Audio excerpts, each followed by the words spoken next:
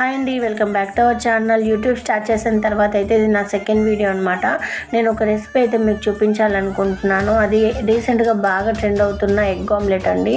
2 eggs తీసుకోవాలి. ఒకటి boil చేసింది, ఇంకోటి బాయిల్ చేయండి. బాయిల్ చేయండి ఏమో మనం ఆమ్లెట్ ఎలా వేసుకుంటామో అలా కొట్టి మిక్స్ చేసుకోండి బాగా. తర్వాత బాయిల్ చేసిన ఎగ్ కడాయి యాడ్ చేసుకొని పెట్టుకొని వీడియో చూపిస్తున్న విధంగా ఆయిల్ వేసుకొని పెట్టుకున్న తర్వాత దాని మీద ఈ ఆమ్లెట్ మిశ్రమం అయితే వేసుకోవాలి. దాని తర్వాత మనకు కావాల్సిన విధంగా దాన్ని స్పైసీగా గార్నిష్ చేసుకోవచ్చు. ఉల్లిపాయలు వేసుకున్నాను నేనైతే, ఉప్పు, కారం, ఇంకా కొత్తిమీర వేసుకున్నాను. మీకు టేస్ట్ తగ్గట్టు ఏదైనా వేసుకోవచ్చు. పెప్పర్ పౌడర్ కూడా వేసుకోవచ్చు.